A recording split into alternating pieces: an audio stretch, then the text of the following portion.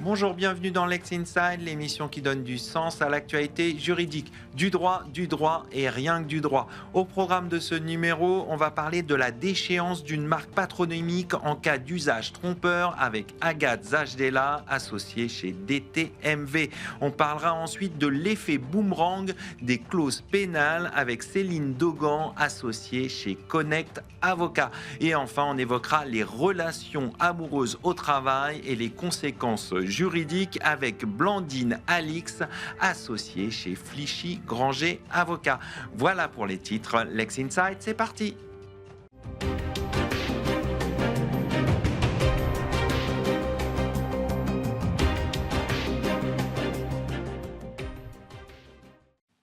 On ouvre cette émission avec une question délicate. Que devient le nom d'un créateur une fois cédé et jusqu'où peut aller son exploitation? Pour nous éclairer sur ce sujet, j'ai le plaisir de recevoir Agathe Zajdela, associée chez DTMV. Agathe Zajdela, bonjour. Bonjour Arnaud. Avant d'entrer dans le détail, un mot pour situer le sujet. L'usage d'une marque patronymique cédée par son fondateur est toujours délicat et source de contentieux abondants. Pourquoi ? Oui, parce que souvent quand le fondateur, créateur d'une société cède son nom, notamment lorsqu'on est dans le cas de la création artistique, il va vouloir quand même continuer une certaine activité quand il va sortir de la société. Il va être tenté légitimement d'utiliser son nom, notamment en titre de crédit. Et donc, ça va susciter un contentieux parce que le cessionnaire de la marque, qui correspond au nom, souvent va vouloir agir en contrefaçon pour lui faire interdire l'usage non autorisé de ce nom. Donc, ça crée un contentieux dans un sens, mais il y a aussi un contentieux abondant dans l'autre sens. C'est que le créateur qui a cédé son nom, parfois, n'est pas forcément en accord avec l'usage qui est fait et qui est associé à son nom, à sa personnalité. Et donc, ça peut aussi générer un contentieux de ce côté-là pour le créateur cessionnaire du nom. Alors, ça nous amène naturellement à l'affaire Jean-Charles de Castelbajac, dans laquelle la CJUE admet la déchéance d'une marque patronymique en cas d'usage trompeur. C'est un arrêt du 18 décembre 2025. Qu'est-ce qui a déclenché le litige dans cette affaire Jean-Charles de Castelbajac ? Alors, cette affaire, c'est une très longue saga. Donc Jean-Charles de Castelbajac a dû céder sa marque dans le cadre d'un redressement judiciaire en 2012. Le repreneur, la société PMJC, a conservé avec lui un contrat de direction artistique pendant un temps, qui ensuite a été rompu. À la suite de cela, il a continué son activité avec des créations qu'il a signées sous son nom. Et il a donc été assigné en contrefaçon de marque par le cessionnaire de la marque qui correspondait aussi à son nom. En parallèle de ça, il y a aussi des actions en contrefaçon de droits d'auteur par Jean-Charles de Castelbajac à l'encontre de la société PMJC qui avait utilisé des motifs sans autorisation, donc des droits d'auteur. Voilà, donc il y a tout un contexte extrêmement conflictuel. Et ce qui a mené à cet arrêt de la CJUE, c'est donc une action en contrefaçon de marque du cessionnaire de la marque à l'encontre de l'usage fait par la marque Jean-Charles de Castelbajac. À titre reconventionnel, Jean-Charles de Castelbajac a invoqué la déchéance pour usage trompeur de la marque. En réponse à ça, la société PMJC, donc cessionnaire de la marque, a invoqué un argument qui est classique, qui est l'irrecevabilité de cette action en déchéance quand elle est formulée par le cédant de la marque. D'accord. C'est une jurisprudence assez classique. Sauf que dans cette affaire, la Cour d'appel a considéré qu'il ne s'agissait pas d'une fin de non-recevoir, donc d'un moyen d'irrecevabilité, mais qu'il s'agissait d'une faute contractuelle qui pouvait potentiellement engager la responsabilité de celui qui fait cette action en déchéance, donc en l'occurrence le créateur. Ça a été jusque devant la Cour de cassation, il y a eu un pourvoi qui a rétabli la solution habituelle, à savoir que le titulaire de la marque qui a cédé sa marque, il a une obligation de garantir la non-éviction à l'encontre de son cessionnaire. Ça veut dire quoi, la non-éviction ? Alors, la non-éviction, en fait, simplement, elle ne doit pas troubler la jouissance paisible de son propre cessionnaire. Il a l'obligation de ne pas porte atteinte à la jouissance paisible. C'est issu du droit commun, droit civil. D'accord. Et donc appliqué en droit des marques, c'est notamment tout simplement ne pas demander la nullité de la marque qu'il a lui-même cédée. Donc la Cour de cassation a rétabli la règle applicable qui est habituellement retenue, à savoir que c'est une demande qui est irrecevable lorsqu'elle est formée par le cédant. D'accord. Et qu'est-ce qui fait qu'on est arrivé jusqu'à la CJUE? Et donc, elle a justement posé une exception pour la première fois, donc c'est inédit, où elle a considéré que lorsque le cessionnaire est à l'origine et responsable de faits postérieurs à la cession qui ont poussé le cédant à faire cette action en déchéance, donc ils ont eu des agissements qui ont potentiellement rendu la marque trompeuse à l'égard du public, alors il y a une exception et cette action en déchéance peut être jugée recevable. Alors là, on ne dit pas si elle est bien fondée, juste qu'elle est recevable. Et ensuite, la Cour de cassation a posé une question préjudicielle à la CJUE pour savoir, c'est le deuxième point, si une marque peut être déchue pour usage trompeur lorsque la tromperie porte sur la caractéristique qu'est la paternité stylistique, c'est-à-dire la personne à l'origine de la création, de la direction artistique de la création. D'accord. Voilà. Et c'est dans ce contexte un peu complexe que la CJUE s'est prononcée. Alors, pourquoi, selon vous, elle a donné raison à Jean-Charles de Castelbajac, du coup? Alors, elle a donné raison, pas complètement, parce que là encore, on est sur vraiment du droit. Donc tout ça va devoir ensuite être jugé avec les faits de l'espèce. En tout cas, elle a statué dans un sens favorable sur les principes. Elle a effectivement... et donc, elle a retenu, donc la CJUE a retenu que la déchéance d'une marque pour usage trompeur doit porter sur une caractéristique essentielle du produit. Donc ça, c'est la règle de droit qui est applicable. Et donc, elle a considéré que la paternité stylistique, en matière en tout cas de mode, pouvait être considérée comme une caractéristique essentielle qui est déterminante pour le public. Donc, si la tromperie porte sur cette caractéristique-là, elle est susceptible d'entraîner la nullité de la marque. Et elle a ajouté qu'il ne s'agit pas, s'agissant de l'usage d'un nom qui a été cédé en titre de marque, il ne s'agit pas simplement d'un usage de la marque sous ce nom alors que la personne n'est plus dans l'entreprise, puisque c'est assez classique en matière de droit des marques, sinon on ne pourrait plus jamais céder une marque qui correspond à un nom, et que le public sait que ce n'est pas forcément la personne dont le nom est apposé sur le produit qui est à l'origine toujours de la création du produit. En revanche, là, c'est la porte de la CJUE. Elle a précisé que s'il y a effectivement des faits postérieurs de la part du cessionnaire qui sont de nature, au-delà de la simple opposition, qui sont de nature à créer cette tromperie, alors ça peut permettre la déchéance. Et elle ajoute qu'en l'espèce, le fait qu'il y ait eu des actions en contrefaçon de droit d'auteur et des condamnations en contrefaçon de droit d'auteur, donc ça veut dire que le cessionnaire a posé la marque sur des produits qui reproduisaient des créations, des motifs et l'univers du fondateur, donc qui sont des actes susceptibles de créer une tromperie pour le public. Et dans ce cadre-là, il y a une possibilité effectivement d'obtenir la déchéance, mais elle ne se prononce pas si en l'espèce la marque doit être déchue. Elle dit simplement que sur le principe, c'est possible. Pour être concret, quand un fondateur cède sa marque patronymique, jusqu'où peut aller l'acquéreur dans l'exploitation du nom sans tomber dans l'usage trompeur que vous avez évoqué? Alors après, ça va aussi dépendre du domaine. C'est-à-dire que là, on est dans un domaine assez particulier qui est la mode, avec un nom d'un créateur. Et donc, en matière de mode, la CJUE a considéré que c'est une caractéristique essentielle, la paternité stylistique. Dans plein d'autres domaines, ça va pas forcément être une caractéristique essentielle. Alors, il y a beaucoup de litiges, notamment dans le domaine culinaire. Bon, est-ce que le nom du cuisinier d'origine est essentiel, une caractéristique essentielle? Je ne sais pas, puisque ça n'a pas été jugé, mais dans l'hôtellerie, dans le vin, voilà, il y a plein d'autres domaines où le nom en soi, à mon sens, ne sera sans doute pas jugé comme une caractéristique essentielle. Et donc, le simple fait de l'utiliser ne posera pas de problème. Il faut juste être vigilant dans le domaine, en tout cas, de la mode et de la création d'une manière générale, à ne pas tomber dans l'usage non autorisé de création et de l'univers créatif du fondateur d'origine. On va conclure là-dessus. Merci Agathe Zajdela. Je rappelle que vous êtes associée chez DTMV. Merci Arnaud. Tout de suite, on va parler des clauses pénales dans les contrats.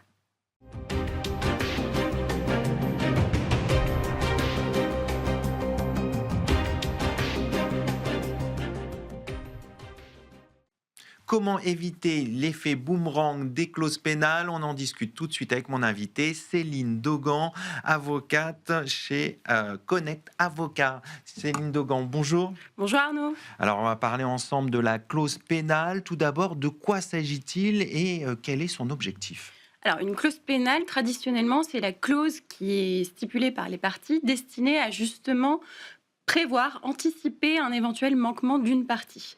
Et donc, elle a deux effets. Un effet comminatoire, qui est destiné justement à inciter l'exécution par les parties du contrat, et un effet indemnitaire. Les parties fixent en amont un montant forfaitaire destiné justement à couvrir ce manquement. À la différence des dommages et intérêts, où on n'a pas besoin de justifier le préjudice subi par l'une ou l'autre des parties. Alors, quel peut être l'effet boomerang de la clause pénale? Alors, la clause pénale, elle est prévue par les parties justement pour ajouter de la sécurité juridique à leurs engagements.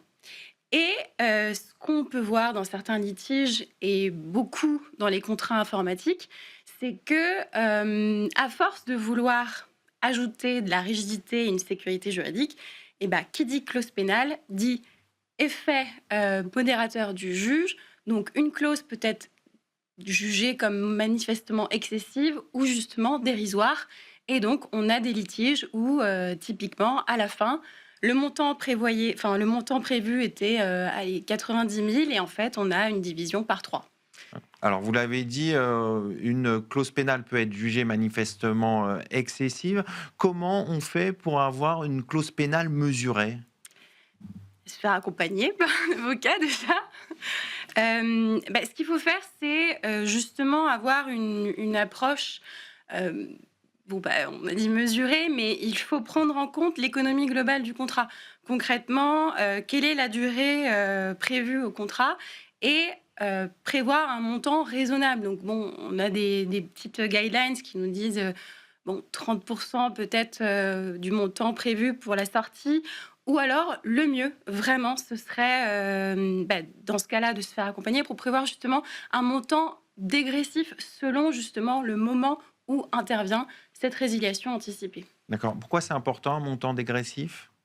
Finalement, disons qu'une résiliation qui intervient 1 an après la signature du contrat et 5 ans après, vous n'allez pas avoir la même appréciation du juge. L'effet, en tout cas le préjudice encouru, potentiellement, on va en parler après, mais ne sera pas apprécié de la même manière.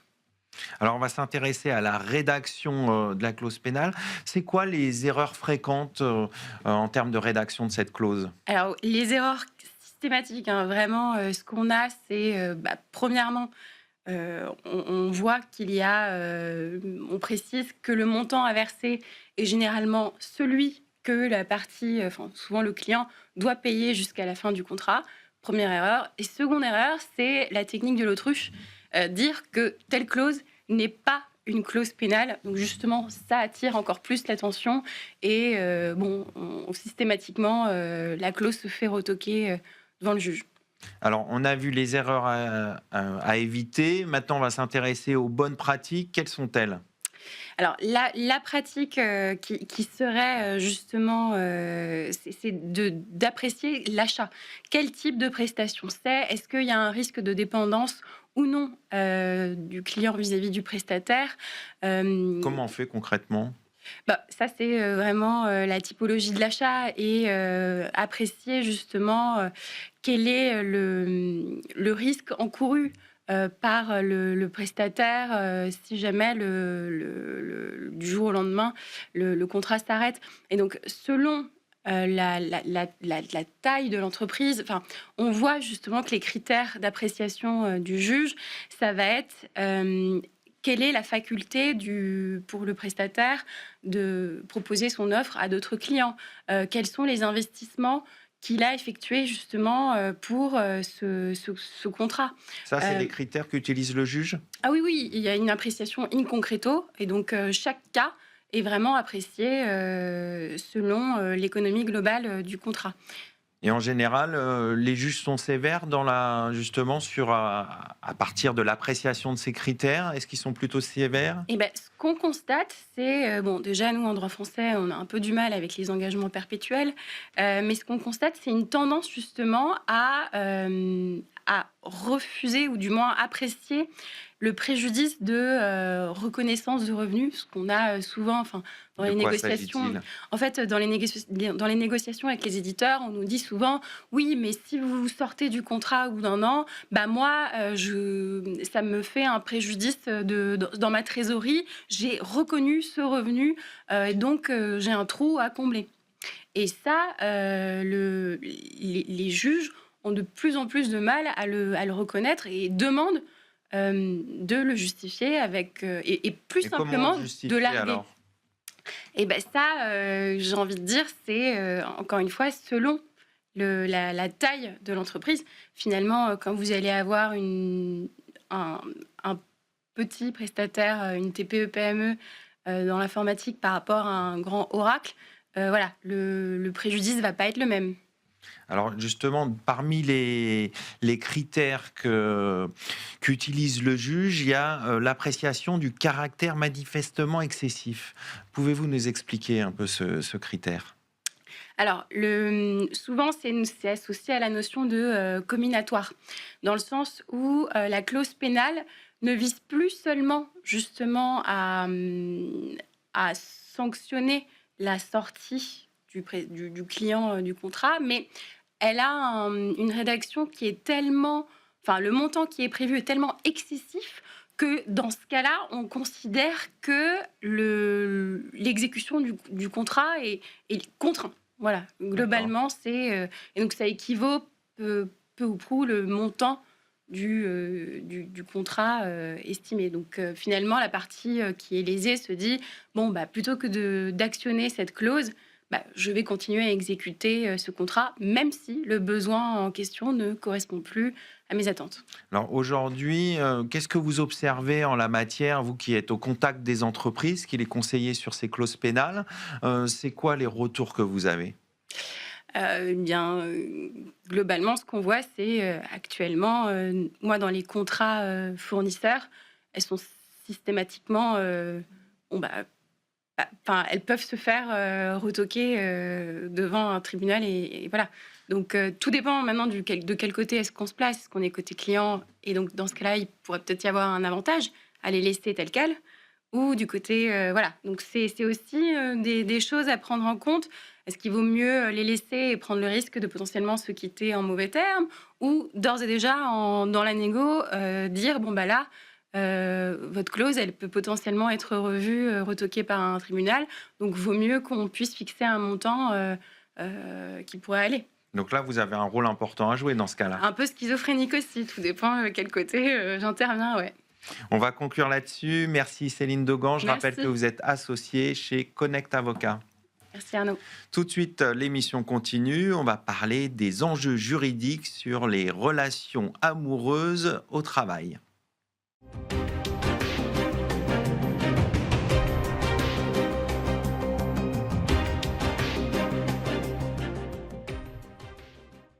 Les relations amoureuses au travail sont fréquentes, mais elles soulèvent des questions à la fois de confidentialité, de loyauté et de conflit d'intérêts. On en discute avec mon invitée, Blandine Alix, associée chez Flichy-Granger Avocat. Blandine Alix, bonjour. Bonjour Arnaud. Alors on va parler des relations amoureuses, alors on vient de passer la Saint-Valentin. C'est un sujet sensible. Pourquoi les relations amoureuses au travail restent-elles un sujet aussi sensible alors qu'elles sont fréquentes? Alors tout est dans le titre en réalité. Relations amoureuses, travail. Qui dit relation amoureuse dit vie privée. Il faut savoir que la vie privée du salarié ne s'arrête pas aux portes de l'entreprise. Il a le droit au respect de sa vie privée également à l'intérieur de l'entreprise. Et puis, l'autre intérêt distinct, c'est celui de l'employeur qui doit veiller au bon fonctionnement de l'entreprise. Donc, vous avez deux intérêts différents. C'est la raison pour laquelle ce sujet est sensible. La deuxième raison, c'est que quand ça tourne mal, quand il peut y avoir un risque de conflit d'intérêts, ou quand la relation tourne mal, où l'employeur est contraint de licencier le salarié, eh bien, voilà, on essaye de ce fait, la plupart du temps, de cacher la relation, de peur qu'elle entraîne une rupture de contrat de travail. Et le troisième sujet, souvent pour les gens qui ont des postes très haut placés, c'est que l'affaire dite privée peut tout de suite devenir publique. On l'a vu aux États-Unis avec l'affaire Astronomer, où le directeur général de l'entreprise était en catimini à un concert avec la directrice des ressources humaines, alors que lui était marié avec des enfants. Et la caméra qu'on appelle la kiss cam l'a filmé à ce moment-là. Et autant vous dire qu'on lui a demandé, compte tenu de la réputation de l'entreprise et des conséquences que ça a pu avoir sur la réputation de l'entreprise, on lui a demandé de partir très très vite. Donc voilà, c'est aussi une des raisons, le fait que ça peut tout de suite être dévoilé et faire une affaire publique quand ce sont bien évidemment des fonctions importantes. On vient de voir les enjeux, on va s'intéresser au cadre juridique. Quel est-il ? Alors, le cadre juridique ne réglemente pas en tant que tel la relation amoureuse au travail, mais vous avez des règles qui protègent le respect de la vie privée du collaborateur au travail, et puis des règles qui protègent également l'employeur qui peut exercer son pouvoir de direction lorsque la relation amoureuse a des conséquences sur l'entreprise. Est-ce que pour autant, un employeur peut interdire une relation amoureuse sur le lieu du travail ? Alors non. L'employeur ne peut pas interdire une relation amoureuse. Il a un devoir, j'allais dire, de réserve. Il ne peut pas s'immiscer dans la relation amoureuse. En revanche, il peut le faire deux choses. D'une part, il peut demander à ce qu'on l'informe de la relation amoureuse, notamment lorsqu'elle est susceptible de générer un conflit d'intérêts. C'est une obligation pour le salarié d'informer son employeur ? Alors, le salarié, comme l'employeur d'ailleurs, a une obligation de loyauté.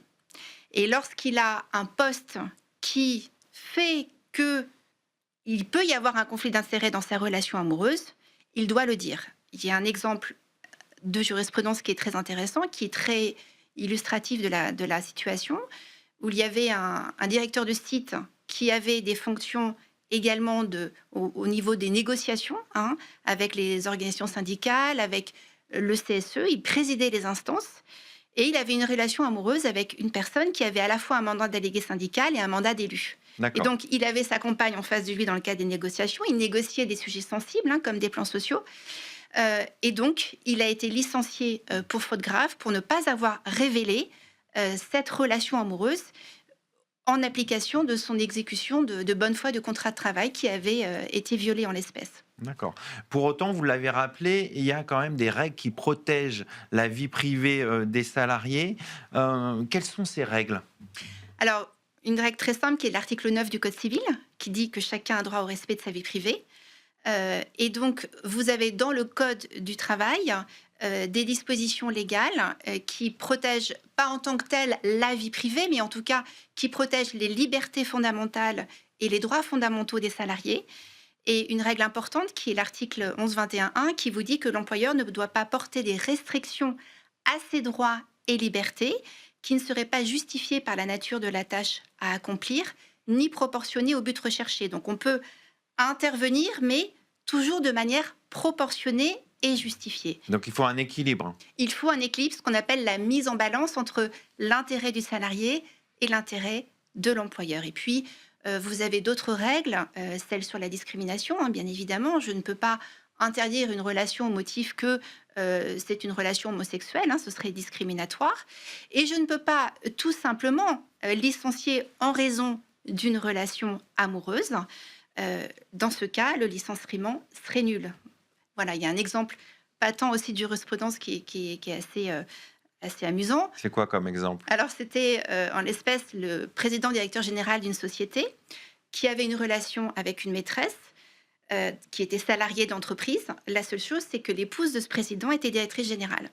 D'accord. Et donc, quand elle a appris que son époux l'a trompée avec une salariée, elle a licencié cette salariée pour un motif inexact, qui n'était pas conforme à la réalité. Le vrai motif, c'était la relation amoureuse. Bien sûr. Le licenciement a été jugé nul et dans ces cas, vous avez droit au minimum à 6 mois de salaire. Donc, il faut faire très attention de ne pas licencier pour un motif qui est juste en lien avec une relation amoureuse.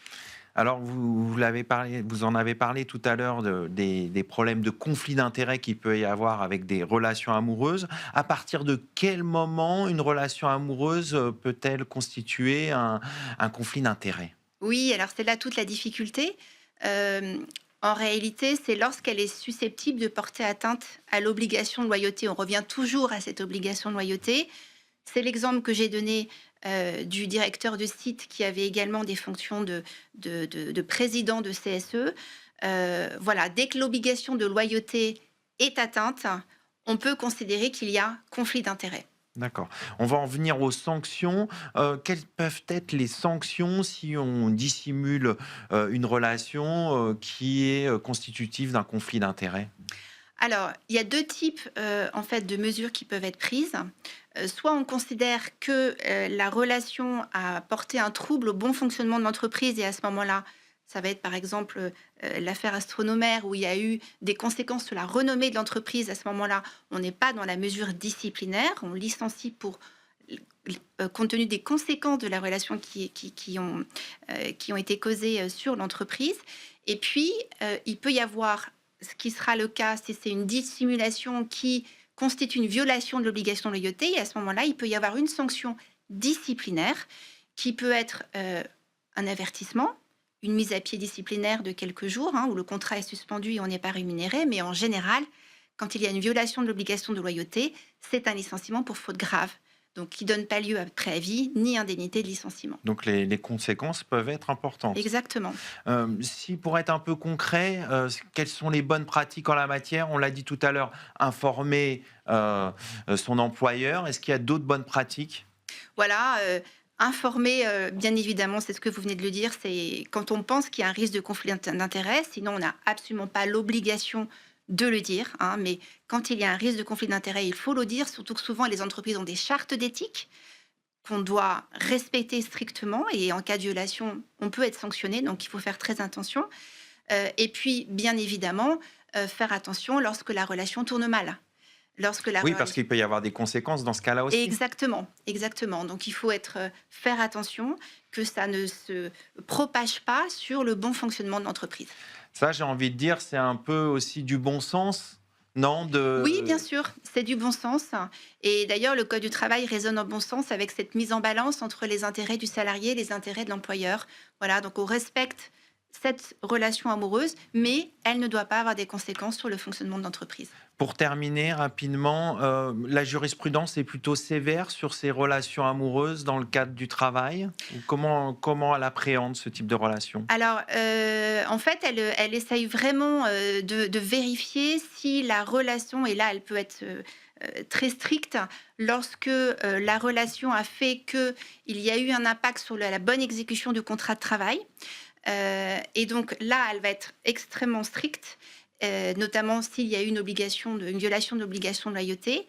Et puis, dans le même temps, elle peut considérer qu'il n'y a pas eu de conséquences sur l'entreprise. Et dans ces cas-là, elle va considérer que la sanction n'était pas justifiée. Donc, par exemple, il y a eu, pour reprendre cette idée de RH et de représentants du personnel, il y a eu récemment un arrêt en décembre 2025 où voilà, un RH avait une relation amoureuse avec une représentante du personnel, mais comme le RH ne menait pas de négociation au niveau des instances, on a considéré qu'il n'y avait pas de raison de le sanctionner. On va terminer là-dessus. Merci Blandine Alix. Je rappelle que vous êtes Merci. associée chez Flichy Granger Avocats. Merci Arnaud. C'est la fin de cette émission. Merci de votre fidélité. Restez curieux et informés. À bientôt sur Be Smart for Change.